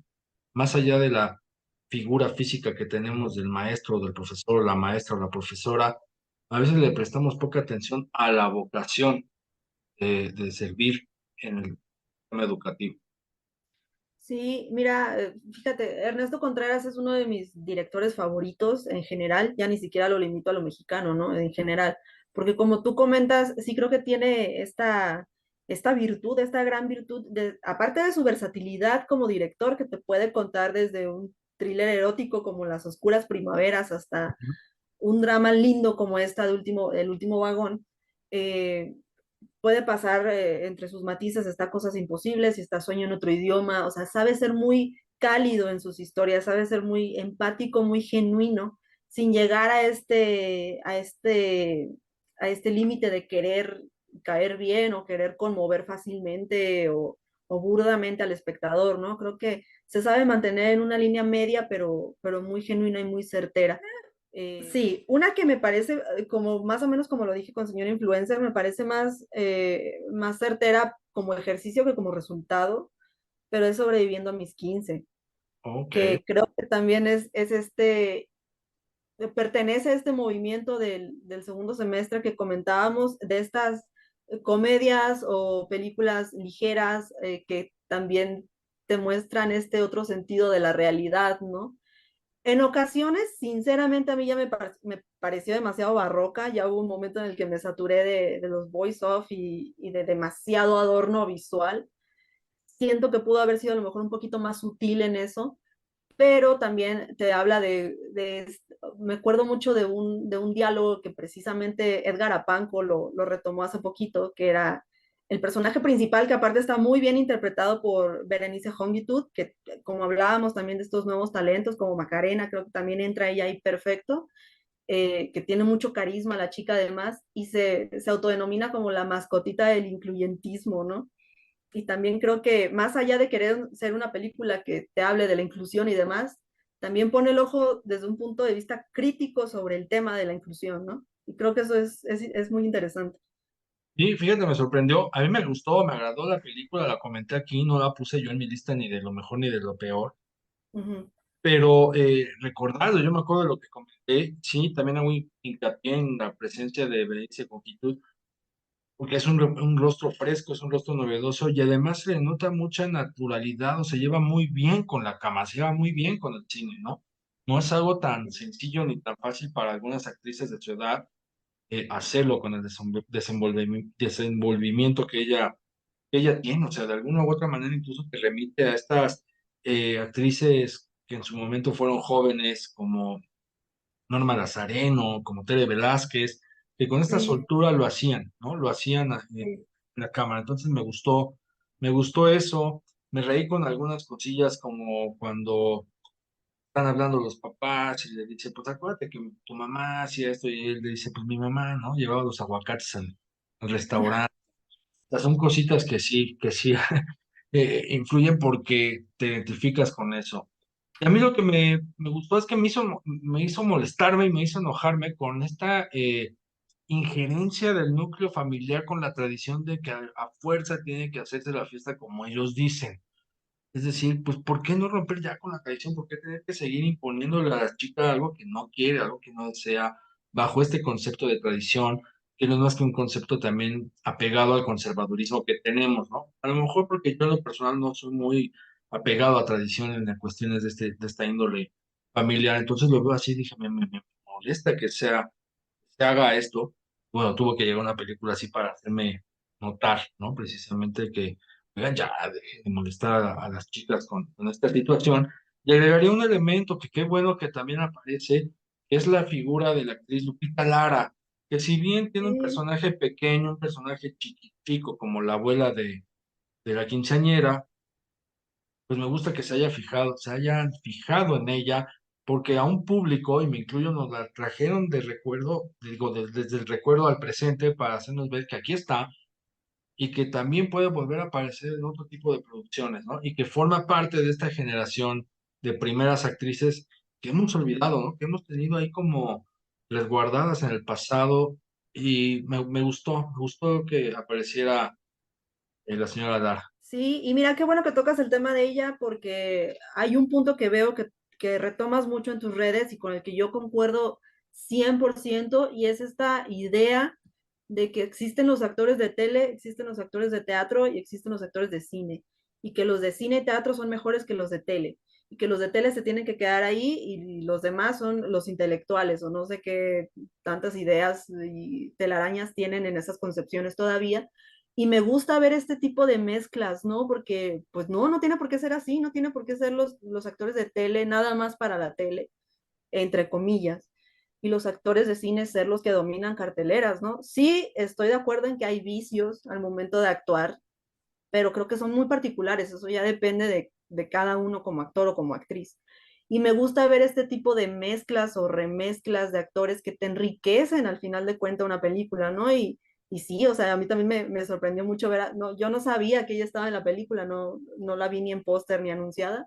Y cuando salió fue como, ay, mira, ¿sabes? Y fue también un recuento de cuando yo la veía, esta señora imponente en los 90s.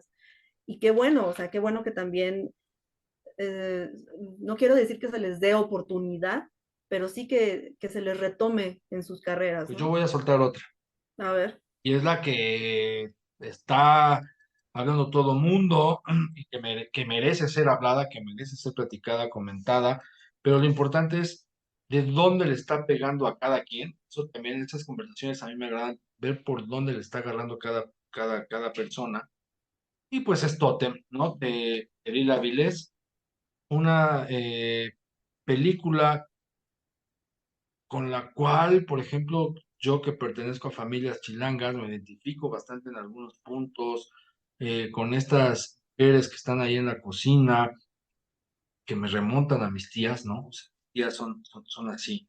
Pero bueno, es esta película que nos cuenta la historia de esta nena, ¿no? De Sol, que pues acude a los preparativos y a la fiesta de su papá, un hombre que enfrenta un cáncer terminal y cómo todas las vicisitudes que ocurren alrededor de un núcleo familiar puede ser también la revisión y un repaso de lo que somos nosotros como sociedad en muchos sentidos. A mí en lo personal me dejó muy conmovido, me dejó muy atento el personaje de Teresita Sánchez Luz, tal como lo comenté yo también en mi crítica, el tema de los cuidados, ¿no? De las personas cuidadoras, de una persona enferma, de una persona en deterioro. Este año yo lo he vivido con mi madre, ¿no? He estado atento a todo lo que ha sido sus cuidados, su evolución, sus recaídas, sus deterioros. Hay una escena muy particular que creo que estudió muy bien Lila Vilés, estudió muy bien Teresita Sánchez, que es cuando el personaje de Luz carga a Tona para poderlo acompañar y llevarlo al baño. Ese pasillo, que es un plano secuencia breve, pero ese pasillo pareciera que es eterna la escena, pareciera que es eterno el trayecto que ella recorre junto a Tona, y en realidad no lo es, ¿no? Pero quienes hemos Ujú. vivido esta situación comprendemos que así es. Y además en este pasillo medio oscuro, oscuro, donde la única luz es precisamente Teresita Sánchez, dándole sentido al nombre de su personaje. También me llama mucho la atención el espacio de la cocina, que está todo tirado, está todo regado, todos los trastes ahí sucios, donde finalmente creo que no vemos casi nada de comida, no vemos nada de cocina, y que en ese caos del espacio de los trastes sucios tirados y regados ocurren también las desavenencias y las confrontaciones entre los propios integrantes del núcleo familiar, pero donde a final de cuentas también hay un acto de amor muy bonito que es la elaboración de un pastel, ¿no? O sea, ese pastel es en sí también un acto de amor. Y vamos viendo que la película son sumas, sumas, sumas que a través de dolores y confrontaciones nos trazan un camino de amor muy bonito que también nos pone a pensar en muchas cosas. Yo, el personaje de Luz y Lucía, su mamá, cuando le brindan este número y espectáculo a Tona, pues, es también muy fuerte, yo lo asumo como un simbolismo de la maternidad, de lo difícil que va a ser para Lucía cargar sobre sus hombros a Sol a partir de lo que va a vivir, a partir de la infancia que ahora va a tener que recorrer, y de esa maternidad que a veces no se habla, no se dice, no se menciona, porque aquí no es que un padre abandone a la familia, aquí no es que un padre se haga tonto con las responsabilidades que tienes, aquí es otra circunstancia que van a orillar a la mamá a asumir una maternidad dura, ¿no? Una maternidad que va a requerir precisamente cargar a Sol. La película da para muchos, para muchas lecturas, para muchas emociones, y eso es algo que me gusta, ¿no? Que también el cine nos recuerda que somos emociones. Y Paz. pues Totem también es la número uno de mi lista de las mejores. O sea, yo creo que sabíamos que íbamos a coincidir con esto. Yo por momentos, fíjate, o sea, sentía como que cada secuencia de la película era una hoja de un álbum familiar, ¿sabes? Para mí representaba como la preparación de la cena de Nochebuena o la preparación de la cena de Año Nuevo, en donde todo es un caos y ya las hermanas están mentando la madre, pero es que tú no cuidas a mi papá, o sea, ya lo reclamos y todo eso, pero al final llega el abrazo fraterno de amor genuino que hay, ¿no? Que también el amor genuino fraternal en este caso está construido también de esos momentos oscuros, de caos, de peleas, de ausencias, de cuestionamientos, de incertidumbre, que creo que también prevalece mucho en la película alrededor de la enfermedad que se vive, ¿no? Que a mí también me está tocando y me ha tocado también con mis papás. Eh, Cuando estos personajes, o como cuando tú como persona tienes la esperanza de que tu pariente mejore, pero también por otro lado te estás haciendo la idea de que ya no va a mejorar, ¿no? O sea, esta dualidad entre la esperanza y la resignación, que al final del día desemboca en una incertidumbre, que es lo que creo que se representa muy bien en esa escena en la que hablan en F y están discutiendo el tema de las quimioterapias. Una dice que sí, que hay que intentarlo, la otra dice que ya no hay dinero, que ya para qué. Entonces creo que cada personaje está muy bien representado desde un estilo de afrontamiento que uno como persona puede tener. A veces quieres evadirte, como el personaje de Montserrat Marañón cuando está haciendo el pastel. A veces lo afrontas derecho, como la otra hermana, Marisol Gacé, que pues ya sea que con una limpia, con bolillo, o hablando de las quimios sin tapujos, pues lo confronta. O como el papá, ¿no? Que prefiere mantenerse como más alienado, más en negación de lo que está pasando. Entonces, creo que Lila Vilés no se me ocurre otra palabra que no sea prodigiosa para describirla, porque sabe plantear muy bien, sabe proyectar muy bien en imagen la idea que tiene. No es necesario que los personajes te lo digan o que haya una palabra que te describa lo que está sucediendo, como tú lo mencionas, o sea, la mamá Lucía cargando en sus hombros a su hija es lo que está por venir y ya es, no quiero como tampoco contar demasiado, pero ya es rumbo al final de la película, ¿no? Así se va a quedar. Y es a través de la imagen en cómo te das cuenta de todo lo que está sucediendo y todo lo que va a suceder. Y todo lo que ya sucedió, si ponemos atención al final de la película, ¿no? Y cómo, pues la vida sigue. O sea, sí, Totem me parece un poema hecho película sin caer en lo cursi, sin caer en la emotividad frívola, me parece muy empática, muy linda. De hecho, me gustaría, no sé, preguntarle a Lila Vilés si se basó en un día en específico viendo a su familia, porque así se siente, como muy genuina, muy de verdad. Hay mucha verdad en esa película. Y tanto que nos permite identificarnos. Y sobre lo que dices de, hay cosas que no se ven y no necesitan contarnos, también me agrada eso, ¿no? Porque pues esta familia está unida a pesar de que su matriarca no está, ¿no? No vemos, no sabemos qué haya pasado, cómo se haya conformado, cómo se ha unido esa familia a partir de esta ausencia, ¿no? Materna. A mí me intriga mucho el personaje de Montserrat y empato también mucho con ella en su manera de beber. He dicho, yo soy una persona que puede beber hace mucho tiempo. ¿Qué tiene? O sea, ¿qué es lo que está afrontando? ¿Cómo es la vida de esta madre? Porque también es una madre, madre de una nena muy pequeña. ¿Cómo está lidiando en su exterior? ¿Qué está atravesando para que tenga esta compulsión por la bebida? El personaje de Marisol Gacé, que también poco se ha hablado de Marisol Gacé en redes. Yo creo que por esta idea de la versión que se tiene ahí sobre su figura política ligada a Morena, Sí. pero también es madre de otros adolescentes ahí. ¿Qué lleva ella como para tener este ejercicio o rol de alguna manera de liderazgo respecto a la menor? Porque a la menor la regaña porque la quiere, ¿no? Porque la ama, no la está regañando por otra cosa, es decir, le preocupa. Tienen este dialoguito que dice Montserrat, ¿sabes qué? Es que ya estoy hasta la madre de que me controles, ¿no?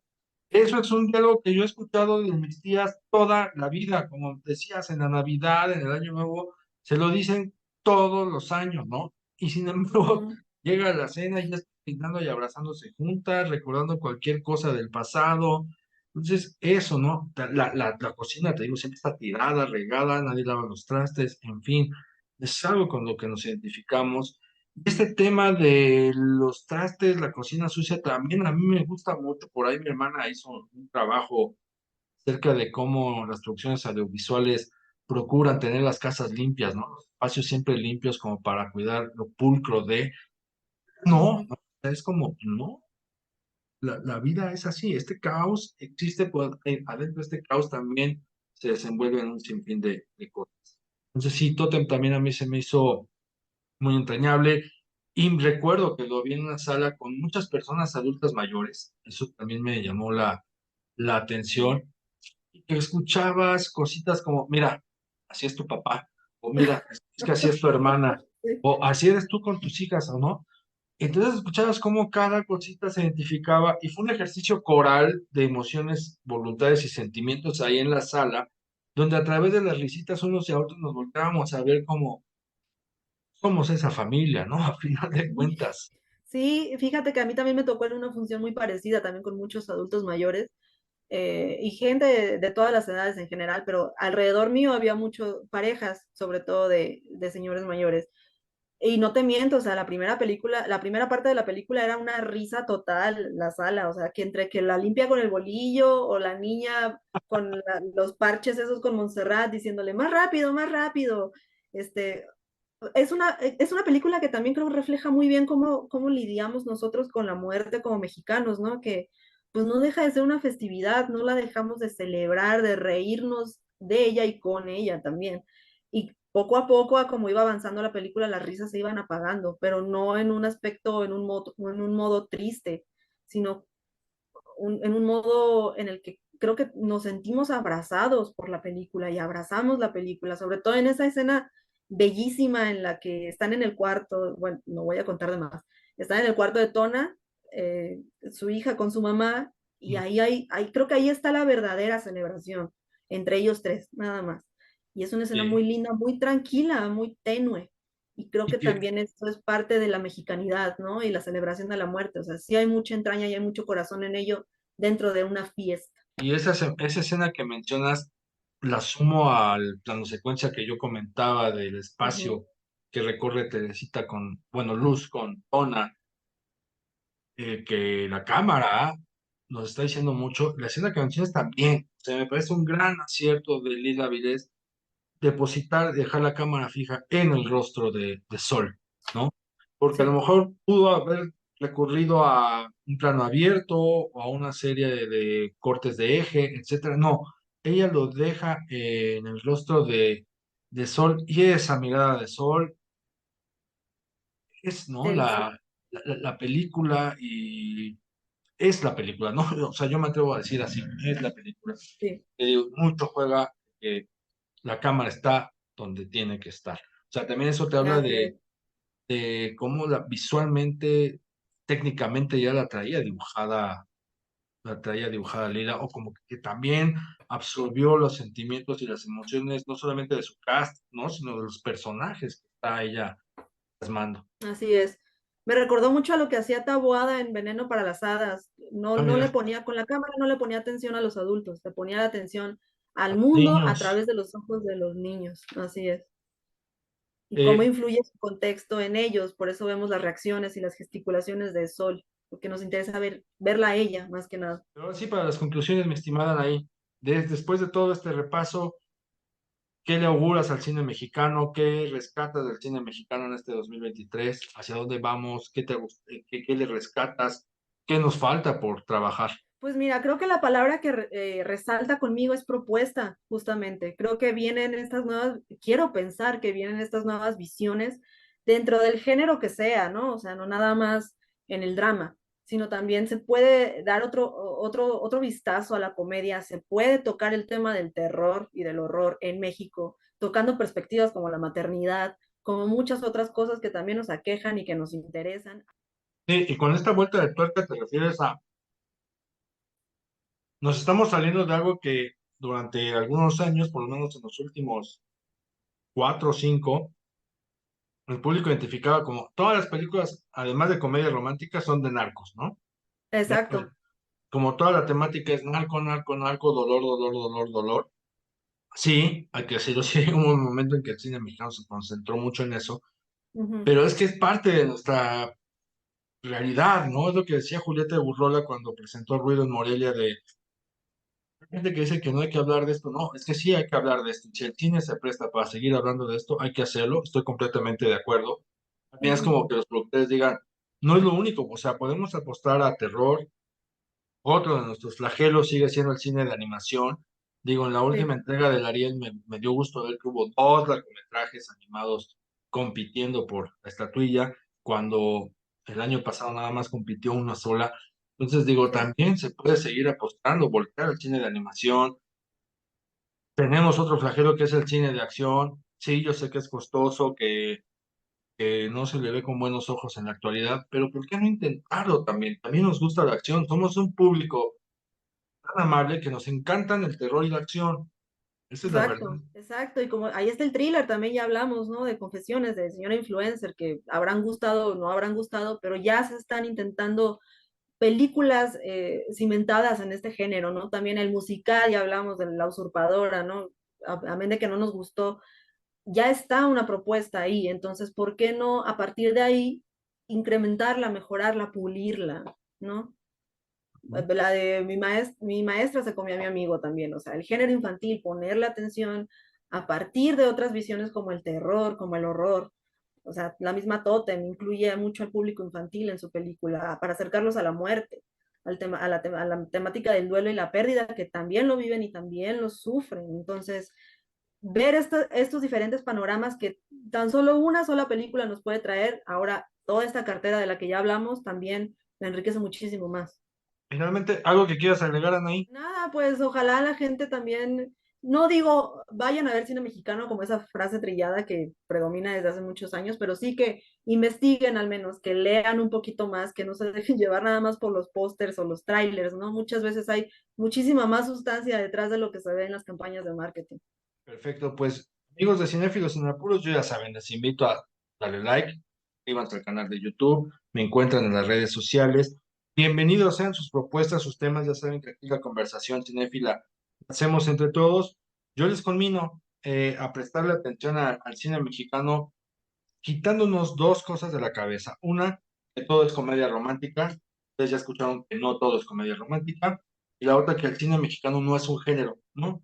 Hay géneros como el terror, el melodrama, el musical, la comedia. Esos son los géneros. Ustedes éntrenle, no le tengan miedo, no le tengan flojera, vayan acercándose al cine mexicano desde distintas aristas. Están los podcasts, están los comentarios en YouTube, están los tweets, desde donde usted guste y mande, pero trate también de alimentarse de distintas opiniones, de distintos comentarios, de distintas visiones, para que usted se sume a la conversación, no para que la evada y para que sienta eso como un parámetro, no. Lo importante también para usted como audiencia es que se sume a la conversación de las películas.